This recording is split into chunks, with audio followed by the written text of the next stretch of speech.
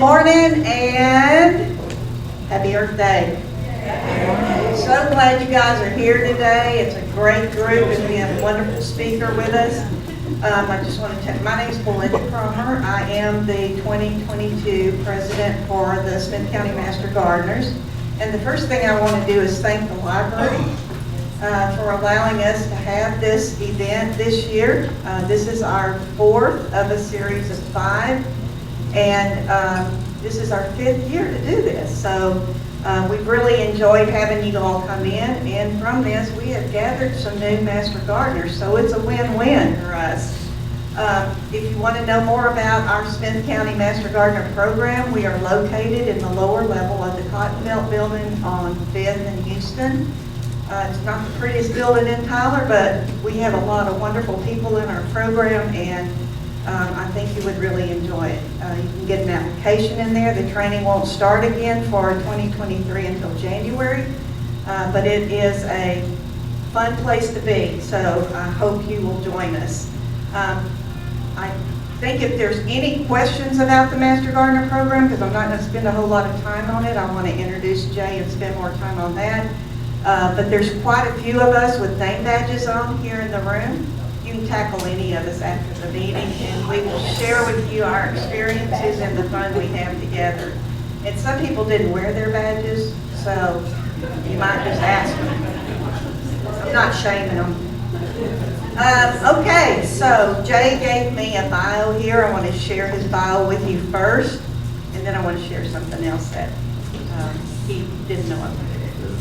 So Jay is the owner and publisher of Texas Gardener Magazine. I don't know how many of you have this magazine, but if you do not subscribe, today is the day. It is the best read. He is an avid gardener who grows vegetables, herbs, native and improved flowers, flowering shrubs, fruit trees, and native hardwoods on his 2-acre property in Brenham, Texas. He is a huge supporter of local farmers who are growing ecologically responsible flowers for the cut flower market. And the favorite things in his garden are the heirloom and pass-along plants that have been shared with him by incredible gardeners that he has been blessed to know. I think that is an incredible statement. It just kind of made me have chills. Jay loves sharing the stories of the plants and the people that make Texans the greatest group of garden enthusiasts on the planet. I think we need to applaud that. That's pretty cool. While Jay is a hobby gardener, he has a bachelor and a master's degree in agriculture. His time in graduate school at Texas A&M helped him develop a passion for the science of horticulture, which he loves sharing in his fast-paced and entertaining lectures. That we're about to hear about that. Whether you love growing fresh sprouts that only take a few days or mighty trees that take a lifetime, Jay's talks will give you the encouragement and the knowledge you need to be highly successful in your Texas garden. I don't know if you do have this magazine. There are always some really special articles in the magazine, and this month's magazine had an article by Jay and Sally inside the cover called Floral Sentiments. Is that the magazine you passed out? Okay, so this is the new one, so you need to get this one. So I'm just going to read you one paragraph, because this last paragraph is just so incredible to me, especially in the time in this world. While I no longer know which flowers I can use in a bouquet or arrangement to express love, thankfulness, or forgiveness, I know that flowers will always hold 2 important meanings for all of us. That spring has sprung, and with it, the hope for a new, beautiful, bountiful season. No flowers can cure all the ills affecting our current world, but I am certain they can lift our hearts and give us hope for a brighter future. This spring, take time to smell the flowers, and as always, continue to plant happiness. Now, isn't that awesome? Okay, with that, I'm going to give it over to Jay, and thank you so much for making the trip to be here. We are so excited. All right, thank you. So y'all, I hate being stuck behind a podium. So what I'm going to do is I'm going to try to move out here, and we're going to see if y'all can hear me and if the camera can hear me, because I can promise you it's going to be a lot better lecture if I'm out there instead of up here. Okay? So let's first kind of do a quick sound check. So just let me tell you how I run these things. I think that y'all have heard enough lectures in your life. Most people don't like to just sit and let somebody preach to them, except on Sunday. And so I don't want to sit and preach today. What I'd rather do is I like to run these like a game show. So I like participation. Okay? So what I'm going to do is while I'm talking, I'm going to ask questions. And if you get a question right, I'm going to give you fertilizer. And guess what else? If you get a question wrong, I'm going to give you fertilizer. Okay? So the point is let's have fun, let's participate, let's just have a good time today. And from what I don't know how many of y'all have tried to buy fertilizer lately. Man, it's like gold. So today's lecture, I'm giving you something much more valuable than the lecture I gave about 6 weeks ago. The price of fertilizer just keeps going up and up and up.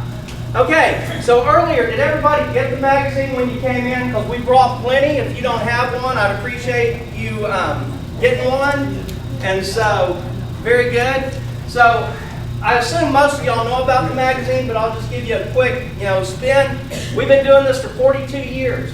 Okay, we're very proud of that. And I think the reason that we've been able to do this for 42 years is because we have an incredible staff of writers. How many for fertilizer? And y'all all have a cheat sheet in front of you. How many people know what Texas Gardener's motto is? What? Oh, no, ma'am.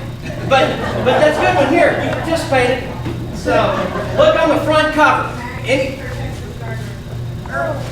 ding, ding, ding, ding, ding, ding. The magazine, who said it? Here we go. The magazine for Texas Gardeners, by Texas Gardeners. We are Texas 100% all day, every day. Every one of our writers are a working Texas horticulturalist. And in fact, most of them come from East Texas. So if there was ever a magazine that was perfect for y'all, how many people have heard of Greg Grant? Okay? He writes for us. How many people have heard of Dr. Dave Creech? He writes for us. How many people have heard of Keith Hansen? He writes for us. How many people have heard of Stephen Chamblee? He writes for us. Okay, how many people have heard of Chris Weisinger?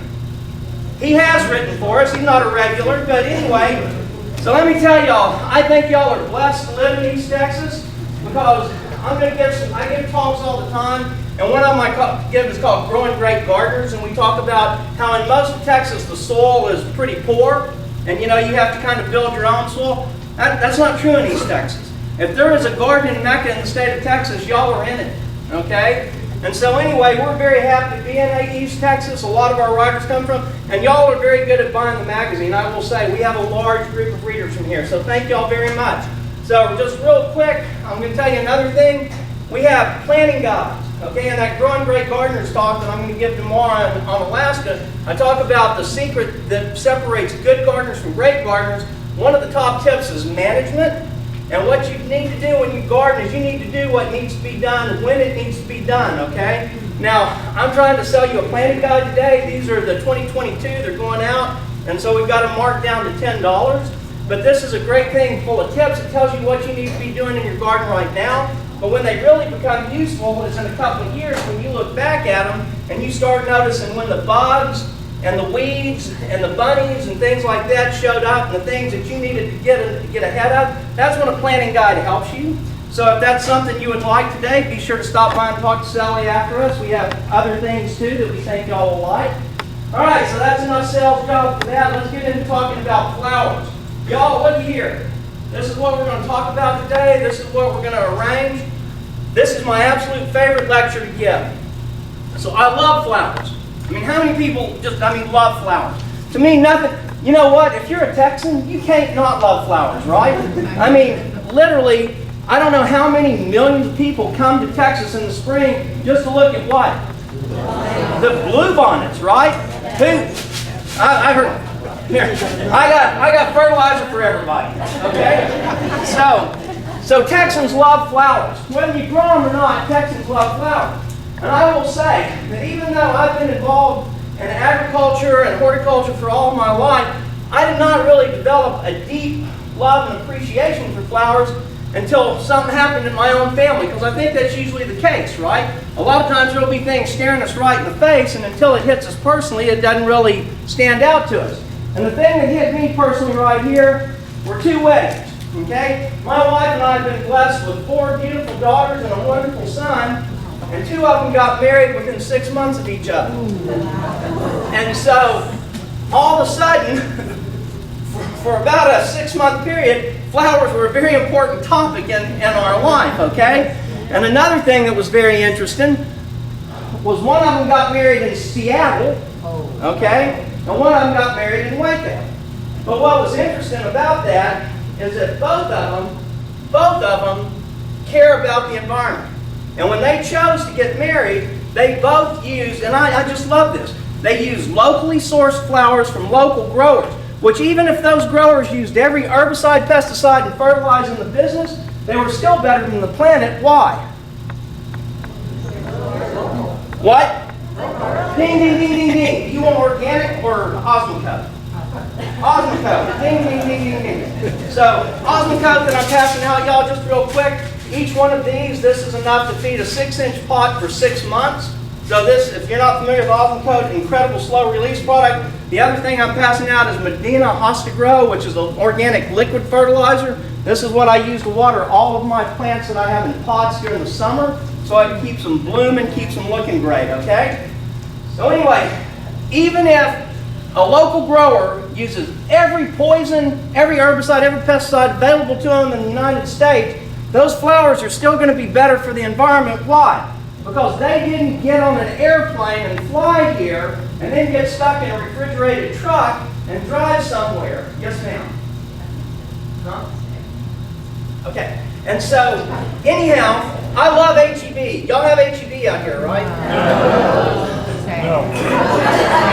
Where do you look at the grocery store? Huh? Oh, Brookshire Brothers. Yeah, Brookshire Brothers. Okay, well, I love HEB. Not Brookshire Brothers. Okay, so I've always been lucky enough to live where HEB is. And you want to talk about a fine corporate citizen, it's HEB. You know, right now, HEB Floral Department has several million doses of swine flu vaccine inside their horticultural storage facility that they do that for the state of Texas for free. Okay? Because they know there's a swine flu coming. The state doesn't have enough room to buy or store this vaccine, so HEB stores it for them themselves. So HEB is a great corporate citizen. They're also the leading florist or floral seller in the state of Texas, okay? Where do you think their flowers come from? Where? No. They do not come from Texas, but I'll give you some anyway. Because we're participating, right? Okay. Who said overseas? Woo! Okay. So, y'all, 80% to 90% of the cut flowers sold in the United States today come from overseas. All right? And that should have a very poignant meaning to you people in Tyler. Why? In the 1950s, 60s, and 70s, what was Tyler's claim to fame? Roses. Roses. The top producer of roses in the world was Tyler, Texas, right? Yes. Okay? Y'all are still living off of it. Y'all have the Tyler Rose Festival. You know, you have all of it. I mean, that's what Tyler is known for. Tyler is no longer. 80% of the roses sold in the United States. Anybody want to guess where they come from? California. Well, California, as much as this is open to debate, is still a part of the United States. Okay? So, huh? No, it's not. I live there. So, no ma'am. Outside of the United States. Ding, ding, ding, ding, ding. What did you say? Say it loud. Ecuador. All right. Where else? Ecuador. Honduras. Guatemala. Colombia, all of Central America. That is where 80% of the roses sold in the United States come from right now. So for those roses to get here, Sal, you want to click? There we go. Oh, you're ahead. Way to go. So for those flowers to get here, they got to be grown. Now, anybody want to guess? There's been few things in this world that have truly changed the world. Okay, and I'm going to tell you. In my opinion, cordless screwdriver changed my world. All right, zip Bouquets changed my world. Okay, but a thesis paper by 2 horticulture students in the 1970s at the University of Colorado changed y'all's world. Okay? Because they are the people that determined that the best place in our hemisphere to grow flowers was in Colombia. And why is Colombia the best place on the planet to grow flower or in our hemisphere? Because in the other hemisphere, it's Kenya and Nigeria. Okay? What? Well, weather. But there's a great big circular thing that I'm thinking of. Huh? The equator. Ding, ding, ding, ding, ding. Okay? The equator.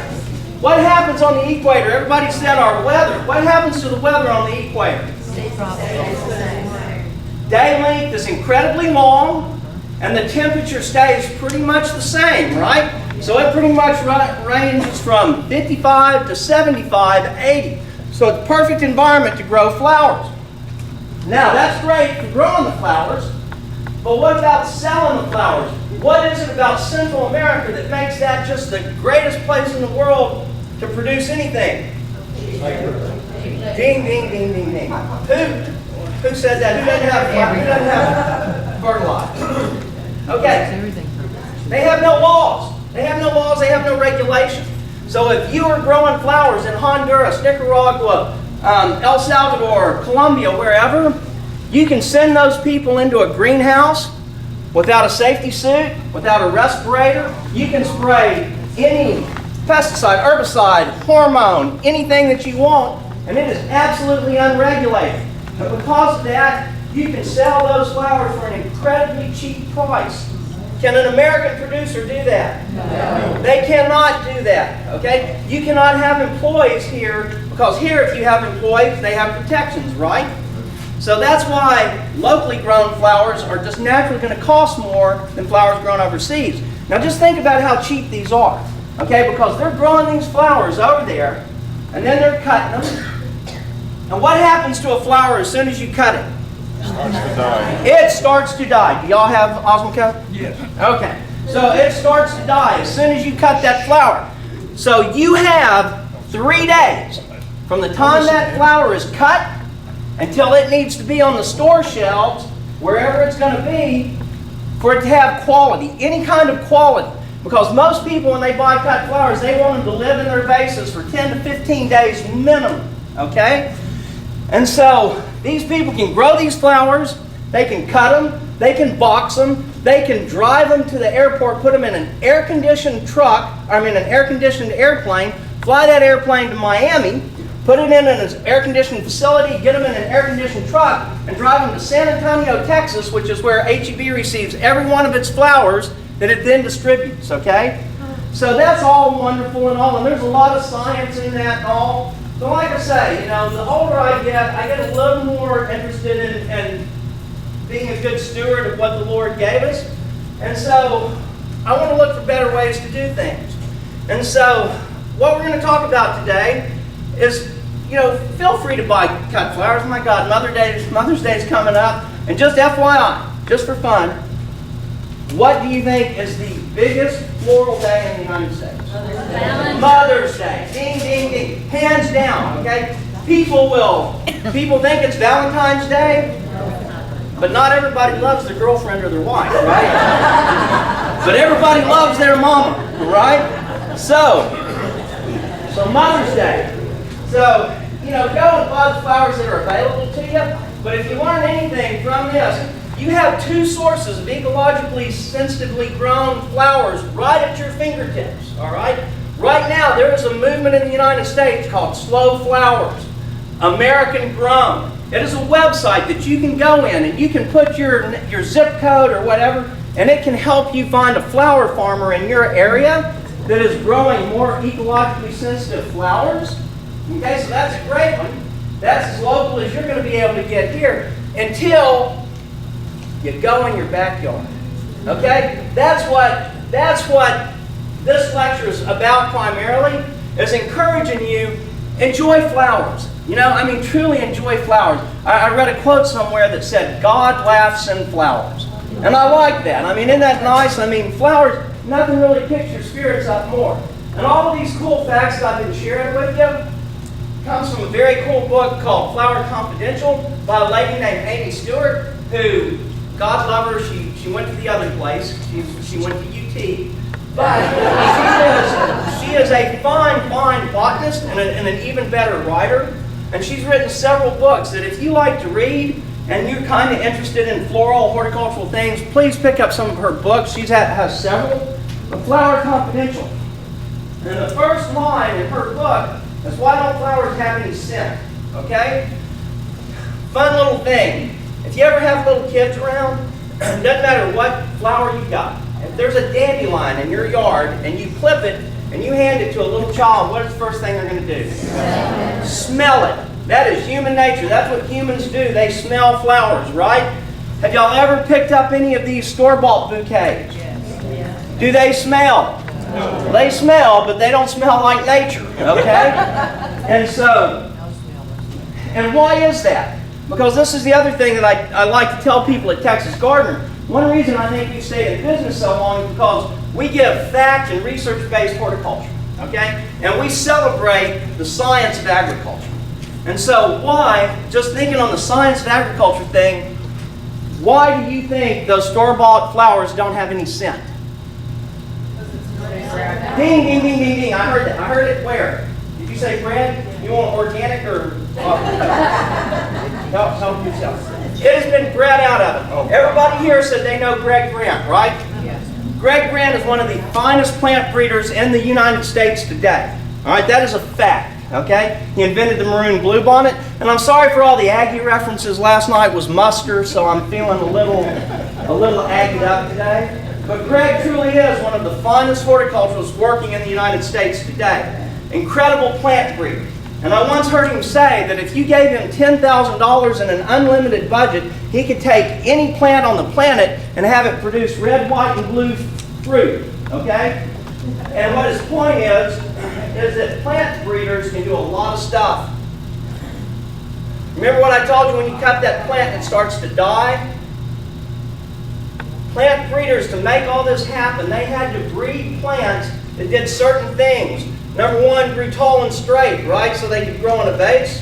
Number two, they had to last a long time. Because, like I say, they have to get them from Columbia to HEB in San Antonio in 3 days. Then HEB is going to have them out on the floor for 3 to 7 days before you ever buy them. By that time, they're 10 days old. You want to take them home and you want to get 10 to 15 days out of them, right? And so they bred for flower life. They bred for cut flower life. But whenever you breed for one trait, you're always going to lose other traits.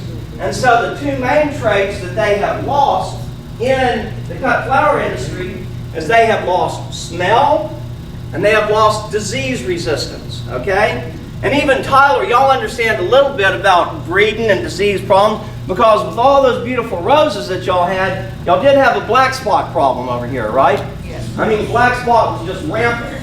So anyway, we're going to talk about what flowers you can grow, how you can use them, how we're going to make our own bouquets. The young lady that you have up here today, she provided your flowers. So she is a local grower in Washington County. And like I say, she works very hard. When I went over there yesterday, she had a disease problem that we helped her with. And the first question from the plant disease clinic was, what fertilizer does she use? And you know what her answer was? None. She doesn't use fertilizer. She uses mushroom compost from Madisonville. She's an organic grower. Okay, so she grows sustainable plants. So, Yana Lafargue, Garden Full of Blooms. All right. So anyway, she provided our flowers. So now I think it's a good time. We had some volunteers picked to come up and arrange flowers, right?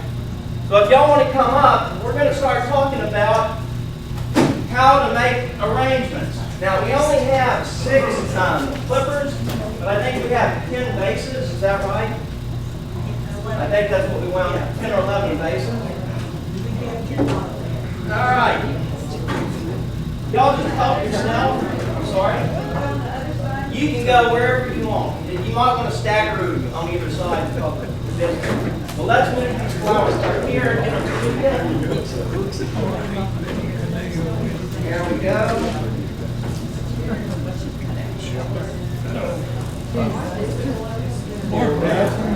Yeah, and don't put a little water in your vases. Excuse me, I'm gonna step right over there.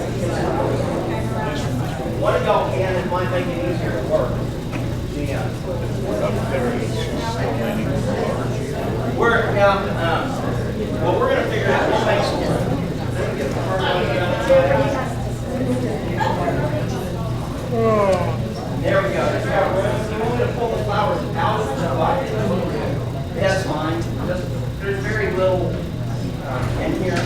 But y'all won't make it help get the flowers out. Alright. There we go. They do. What does that smell like? What is it? Smell it. It's dill. Ding, ding, ding, ding, ding. We'll talk about some of these things that we can grow that will do great in our garden. And if it will help them get more rain, just pull the roots and get out dump it in the middle. There we go. And then y'all can there we go. Oh yeah, that's dill. All right, Sally, you want to give us a click and let's move on? So we're going to continue to learn about flower arrangements while they put these together. And hopefully when we're through, you're going to be encouraged to plant more flowers and then use them. All right?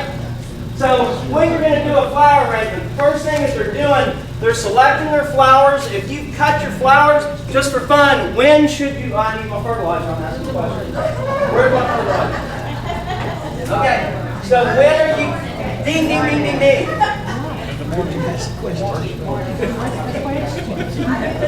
Oh, okay. So, cut your flowers in the morning. Okay, why are you going to cut your flowers in the morning? Just FYI. Well, there's no heat, but that means something. They have taken water up from this night. It's been cooler, and so what makes a flower look great is a thing called turgor pressure. And so in the morning, that water is in there, their turgor pressure is the highest, so that's when they're going to look best. So cut them early in the morning and immediately drop them in cool water. Not warm water, not lukewarm water. Make sure you have cool water. Put them into the cool water immediately. Okay? So then you can take them in. Once you get them in, then when you get ready to arrange them, like I say, you can lay them out and do whatever works for you to start making these arrangements. But you're going to want to recut these stems, right? Now, who knows how to recut a stem? On an angle. How? 45 degrees, right? Yeah. Now, why are we cutting at 45 degrees? You have more intake. You have more water intake. That's right. Why does it increase the moisture that can go out there? Because you have more Ding, square. ding, ding, ding, ding. Do you have it? Do you have surface area. When you cut across this way, I want the it's only basket. that big. When you cut at a 45, it opens up more channels for that water to move up the plant. So cut them at 45 degrees. Now, a lot of people ask, should I put flower food in here? So the flower food is up to you. This is actually an experiment that we did when I was in graduate school, and we tested a bunch of different home-based things to put in there. Basically what you want is a carbohydrate. Okay, you want some kind of sugar, a soluble sugar, and just I thought it was kind of funny. One of the things that we tested was Sprite. I mean, so we had all these little things. We put table sugar in it. We put that brown unrefined sugar in it. We put Sprite. We put all this other stuff. You just need some kind of carbohydrate, and so that will help extend the life a little bit. But just know that if you put a carbohydrate in there, that it's also going to quicken the bacteria, the molds, the things like that. So that's kind of up to you. What I recommend if you want to keep these fresh, especially these homegrown bouquets fresh as long as possible, is to change your water every 2 or 3 days. Okay, that's generally the best way to keep them looking fresh and looking good. Is just pull the clump out, give them fresh water. Okay, because that's going to retard the growth of the pathogens. Okay, so now the main thing that we have, this works, y'all. This works on everything. If you are building a little flower arrangement like these fine folks are doing, or if you're building a great big pot that you want on your front porch or at the front of your house or whatever, there is a rule that's called thriller, filler, and spiller. Have y'all heard of this? Yes. Okay, what is a thriller? What? Something exciting, something that catches your eye. Like somebody up here has some delphiniums, right? Oh yeah, so look, these are, I think that's an Orlando, but they have a delphinium. But anyway, it's going to be something big, structural, okay? How many people know who P. Allen Smith is? Okay, I love P. Allen Smith. Okay, he is truly a designer, you know, and all of that. One of his favorite things to use, we think of floral products, we think of flowers, but don't just think of flowers. Okay, when you're looking for your thrillers and things like that, think of things like grasses, succulents. Okay, branches with berries, things like that. These can be the thing that is going to draw the eye to it. All right, the next thing is a filler. What is a filler doing? Taking up space. That's right. It's meant to have. Okay. Who needs fertilizer? All right. So here we go. Pass some down up there. I'll come around. So a filler just makes sure that it is nice and round and full and pleasing to the eye. Correct? That is what we're doing with a filler. And then finally, what is a spiller? Something that falls over. Something that kind of balances it and brings the eye down. Now, it doesn't have to spill all the way to the ground. It can be just a gentle hanging over. But basically, an arrangement that is just like, think about irises or something like that. Just a bunch of irises sticking up is not generally as pleasing as something that had some filler in it and they were kind of spread out and all. So anyway, the other rule is, and all rules are meant to be broken, right? So, but a general rule is that when you're making a floral arrangement, 1.5 times the height of the vase, or the pot, or whatever it is that you're working on, okay? There are certain ratios that are pleasing to the human eye, and that's one of them. All right, and then my daughter, the one that was on the right that lived in Seattle, she's a floral designer, or she was at the time. She was a floral designer, and which is very interesting to me because when I was growing up, they were florists, but now they're floral designers. But anyway, she was a floral designer, and when she would come to our house, she would go out in the yard and she'd clip this and clip that and blah, blah, blah, blah, blah, and she'd make these beautiful centerpieces for the table and for the bedrooms and everything. And she'd use tatumi squash and cantaloupe and all. I mean, she was truly amazing. And I would say, Whitney, why is it that when you do it, it looks like a floral designer did it, and when I do it, it looks like a bad old man did it, you know? And she said, the reason is because most homeowners are cheap.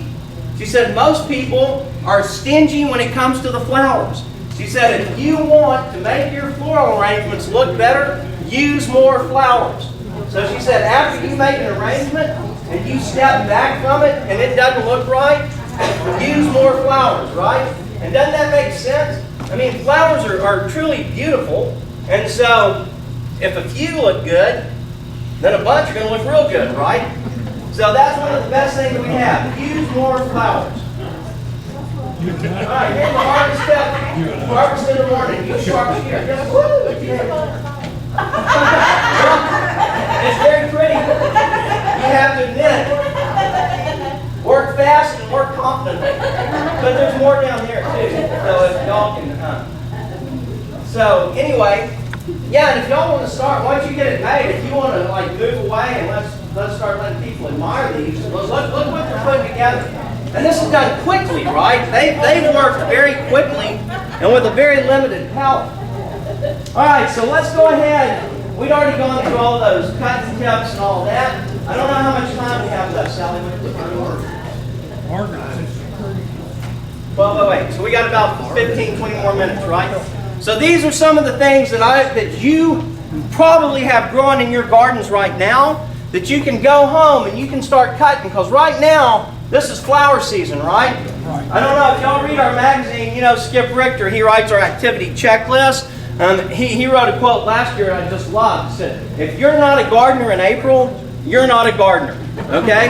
And I mean, that's right now, April and May, this is flower season, right? The flowers still look good. The weeds haven't taken over. So here are some of the things in your own garden that you can start using to make outstanding arrangements. Number one, this is Tyler. Roses, right? Is there an ugly rose? No. There's not an ugly rose. Actually, yes, there's a green rose in it. You can't even tell it's a rose. I even like that green rose. So but that's... You can't see the damn thing. No, but I know it's one you're talking about. I live right down the road from the Antique Rose Emporium, and they've been a very big supporter of the magazine through years. And he has that green rose. He has it growing right by a pond, and it's very big. And you're right, it doesn't look the most rosy, but it's still pretty. But anyway, most of y'all in Tyler, y'all probably have roses. There's a good chance you have roses, and there's a good chance you have azaleas, camellias, or magnolias, right? All of those. Big structure, lots of color, things like that. So every one of those are great for the thriller. Sally, can you go back? Did I get all those? Oh, and salvias. Okay, salvias. How many of y'all grow salvias? In my opinion, if you want to grow, to make cut arrangements and everything, you have to grow salvias. Salvias are tough, and what I like about salvias is that they almost grow year-round, right? So, sir? And they pollinate. Oh, bees, yes sir. Bees love the salvias, okay? And the thing about a lot of salvias, like once, come July, they start looking a little leggy and rough. You can just mow them to the ground. You can literally run your mower over, leave them alone, and then a month later you got more salvia, right? Yep. So if you like to grow cut flowers, grow salvias. All right, larkspur. Another one, this is the time for larkspur. Unfortunately, larkspur is just a spring annual. Now I will tell you, when we do this, compared to store-bought flowers, do homegrown flowers or locally grown flowers, are they going to last as long in the vase? No. They are generally not, okay? So when we went and picked up these flowers yesterday, the young lady that grew them for us, she was growing a row of David Austin roses, and they were beautiful, and they smelled beautiful. They were incredible, you know, but they weren't going to last like the roses that you would have bought at a florist or, you know, your big box or whatever. So salvias, larkspur. Larkspur is light, but anything in mass. So this is the other thing that I learned a long time ago. This is a landscape principle. Is that if you want to look like you're a great gardener, find out what grows good at your house and grow lots of it. Right? Okay? So it's going to grow for you. It's going to be a little effort, and everybody's going to think you're the best gardener on the planet. But look how good that looks. Okay? And so anything in mass looks good. So larkspur, salvia, great plants, and then zinnias. How many people grow zinnias? Ding, ding. In my opinion, zinnias are the most probably important and versatile flower for the cut flower market in Texas, okay? I mean, for the home grower especially, carefree, easy, very few pests, okay? Come in every color. This year, you said the green rose. This year, I'm pretty excited. I found some lime green zinnia seeds. So I'm trying to grow lime green zinnias, you know? I mean, and I paired them up with a white zinnia. So I think this is going to be a very nice combination, this bright light green and this white. So anyway, yeah, so big fan of zinnias, very, very flexible. And they come, you know, we saw some dwarf zinnias yesterday that were probably 18 to 24 inches tall. And then the variety of zinnia that I grow, and that the professional flower growers grow, are called Benares Giant. B-E-N-A-R-Y-S Giant. Benares Giant. They grow 4 or 5 feet tall, upright stalks, okay? Very, very lovely, lovely plants, okay? Benares Giant. So that's the best. Some other thrillers that we have that I like. The people that started this slow flower movement that I told you all about, you know, go to that slow flowers and the, I can't remember it now, the local grower thing. It'll come to me in just a minute. I'm getting a few years on some of this stuff. All right. So The Arnoskis in Blanco. Aggies, they graduated back in the 80s. They moved to the hill country where it was nothing but Cleachy rock and scrub cedar. And they started putting in organics. And they've grown, and they truly start slow flowers. They started the slow flower movement back in the 80s. It took a while to catch on, but they grow and grow, and now they sell to kind of specialty sellers. So HEB has a specialty grower called Central Market, and then everybody else has heard of Whole Foods, right? Yeah. So that's really who kind of keeps the Arnoskis and a lot of these specialty flower growers going, because people are willing to pay a premium for these locally grown, sustainably grown flowers. So we were out one time at the Arnoskis, and I was talking to them. They were giving me the tour and everything. Fields, acres and acres of beautiful flowers. And I asked them, I said, what is your number 1, 2, and 3 selling cut flower, you know? And I expected zinnia and something else. And Frank Arnosky looked at me and he goes, sunflowers, sunflowers, and sunflowers. Okay? So I say that zinnias are the most important flower in Texas, but as far as purchasing dollars and votes, people that vote that way, nothing says summer like sunflowers. And sunflowers are so easy to grow, right? Does everybody grow or have you grown sunflowers? So easy. Every kind of sunflower, from this small to 8 or 9 feet tall. So anyway, great fillers. All right, go ahead, Sally. Great fillers. And this month's issue, one thing, remember I told you that people like to take a flower and they like to smell it? Scent is very important to us as humans, but it's also very important to these arrangements. You want them to look pretty and smell good too. And because of that, I like to encourage people to use herbs in their floral arrangement, especially for the fillers. One of the best, and why I say it's one of the best, is basil. There are so many kinds of basil. It will run from almost black to almost light green chartreuse. If you let it bolt, what does it do when it bolts? It makes flowers. It makes beautiful, interesting seed heads, okay? So basil is a very good plant to grow, not only for your plate, but for your cut flowers, okay? Rosemary, the same thing. And the good thing about rosemary, and a lot of these herbs that you put, when you put them in a flower arrangement, if you put enough water in there, they're going to root. You're going to get, after you throw your plant out, you'll have some things to pot up too, okay? So rosemary, great scent, great structure. And what I like about rosemary, there's a prostate rosemary, right, that's upright, but they also have trailing rosemaries. And so these trailing rosemaries are kind of curly and all, and so they can be that spiller as well. All right, Sally, next. Yarrow. How many people grow yarrow? Ding, ding, ding. Yarrow is right up there with salvia, in my opinion. If you're not growing yarrow and you're trying to grow for cut flowers or whatever, you're missing a great opportunity. Think about your traditional arrangement. Okay, think about your traditional bridal arrangement, your traditional boutonniere or homecoming arrangement of flower. What's it going to have? It's going to have a carnation, a big carnation or something, but what's going to be its filler around it? Ding, ding, ding, ding, ding. Baby's breath, right? Yarrow, right here, you can grow yarrow. Incredibly tough plant, grows in all colors, yellows, purples, reds, whites, and everything. Great substitute for baby's breath, and even when it's not in flower, its foliage is very lacy and pretty and nice. Excellent, excellent filler. I love yarrow. Iris leaves. How many people grow irises? If you grow roses, you grow irises, right? I mean, they kind of go together like peanut butter and jelly, right? Roses and irises.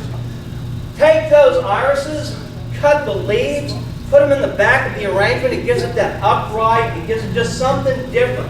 I didn't bring any today, so like, look, this is very nice, this is very open, very loose, okay? Some of these that are tighter, you could have put like, some of these upright iris limbs or whatever over here, just to change the interest and the inclination of it. Yes, ma'am? If you do that, will that affect the next year's bloom? So what you always do on any of these plants that are corms or bulbs is you want to make sure that you always leave enough foliage so that it can recharge the tuber. Right, So yeah, you don't want to cut everything.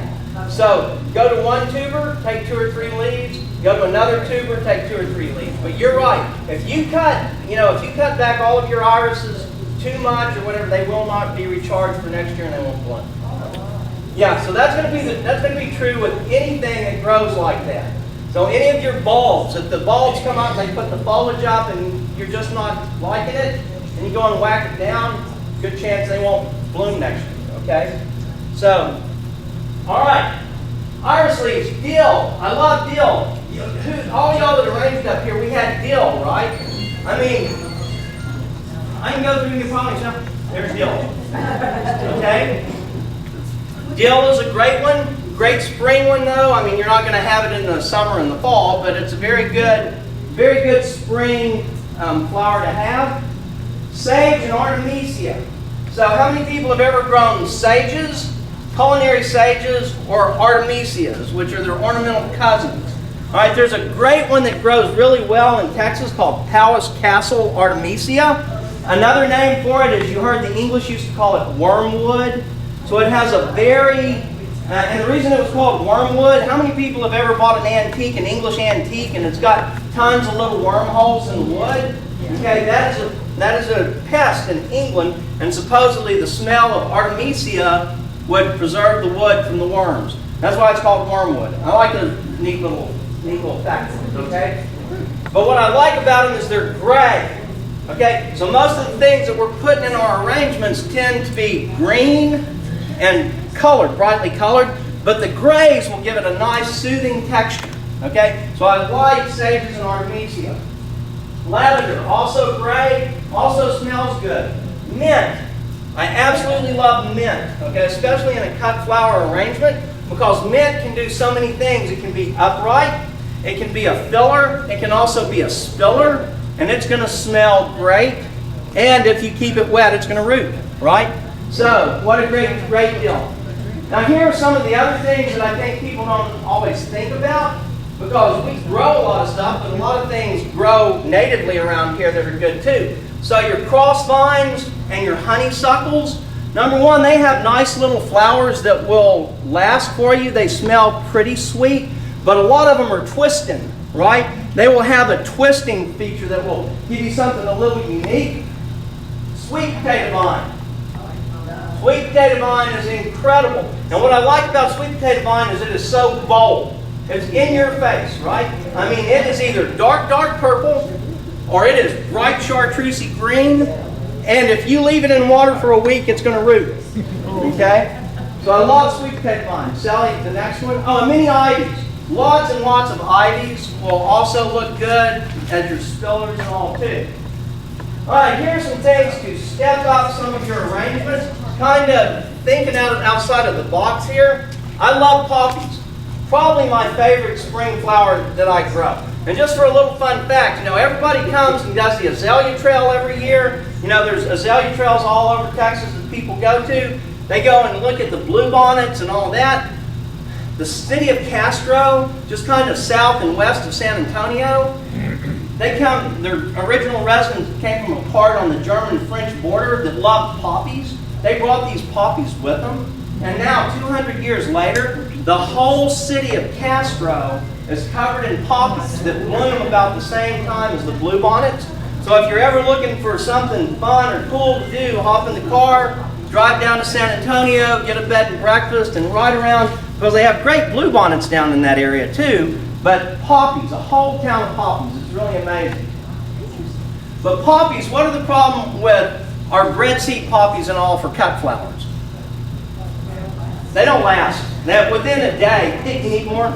Oh, that's your first one here. Take an organic and an Osmocote. And y'all, I've got a little more fertilizer here. Anybody need fertilizer? It doesn't have it. So, there we go.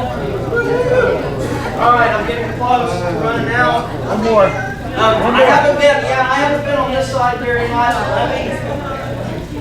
All right, ladies, y'all, let's see. You're going to get to take home an arrangement. All right, that's liquid fertilizer. I'm out. I didn't know.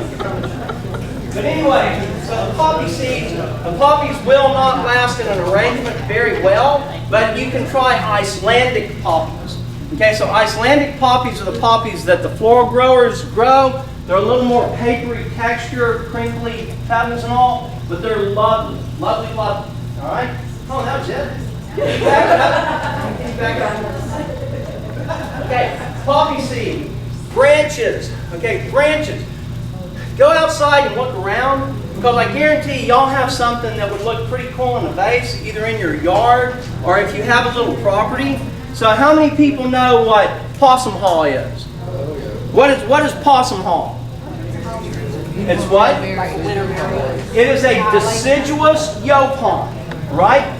So incredible berry production, but the leaves fall off of it. So you'll have these big limbs of red berries, which are great by themselves, all right? Or native yaupon, all right? Ilex vomitoria. I love that Latin name. It's my favorite name of all of them. Ilex vomitorium, the native yaupon. It also gets the red berries, right? It just has the leaves. And so those look good. Magnolia limbs.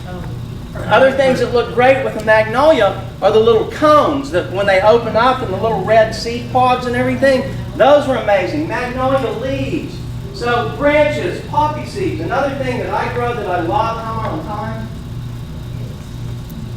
It's time. Okay, so garlic scapes, just FYI, one of the things I love that I grow, we talked about pass-along plants, and I didn't really mention them. I grow a thing called elephant garlic, okay? And it makes garlic heads as big as a softball or bigger. Oh, wow. But it's not truly a garlic. It's truly what's called a bulbing leek. But they're all limbs. They all are in that onion family, so they all kind of have the same growth habit. And so my elephant garlic, they will bulb. They make the nice leek-type leaves. But then when they bolt, they send up a flower scape that sometimes is straight up, sometimes it's twisting and curling, and even little garlics will do it, but they'll only be this big. The difference with an elephant garlic is it will send up a scape that's 6 feet tall.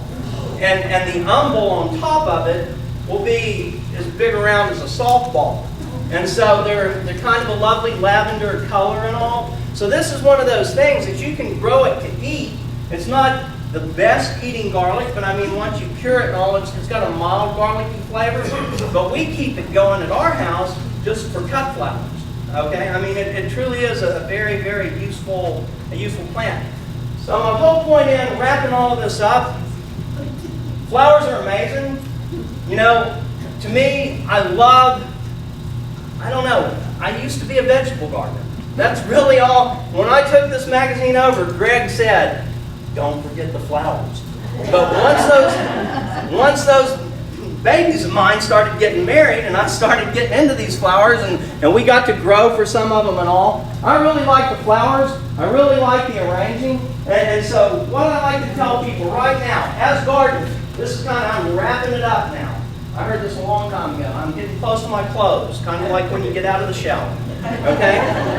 And so, how many people in Texas garden? Anybody want to guess? Big number. Who said it? Who said? I heard. Oh, bigger. Think bigger. Think bigger. 7.2 million people claim to garden in Texas. Okay? So I like to say, as gardeners, when you have 7.2 million of anything, okay, when you have 7.2 million of anything, you have the ability to make a positive impact, right? So I think as gardeners, we are in a unique position. This is where I'm going to get preachy. No other hobby that I know of is in as good a position as we are to make a positive impact on our communities, our state, our nation, and our world, okay? So imagine if 7 million of us got together and said, we're all going to use drip irrigation. Do you think that would help these aquifers that are being overtaxed and all of that? Or if we all got together and we said, I'm going to try to find a little more sustainable way to fertilize. Do you think that might improve our world, our pollinators, things like that? So, y'all, we have a great opportunity as gardeners to impact our world. But the other thing that I think, gardening impacts us. And so, I read a story, and I know facts stick with you that you tend to believe in, but this article that I read said there is something in dirt that truly makes you feel good. It releases serotonin and all, and I think that's why a lot of us love to garden, Okay? And so, thank y'all for gardening. Always think about the environment. Try to make a positive impact in your community, in your yard, and in your environment. And until next time, plant happiness, y'all.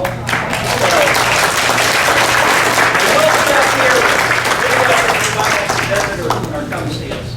And ladies and gentlemen that made the arrangements, y'all are free to take those home. Those are y'all. Don't leave yet. Thank our volunteers. I heard they asked for men volunteers, and he was the only one that signed up. So guys, I want us to give another hand too, because we have Sally here, who's Jay's wife. I should have introduced her from the start, so I'm sorry, Sally. We do have 4 door prizes, so don't leave yet. I do want to present this to Jay for being here today, to thank him for coming. A little thoughtful thing.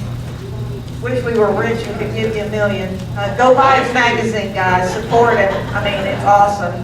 I promise you, when I get my magazine every 2 months, I sit down and read it from cover to cover. It's really that good.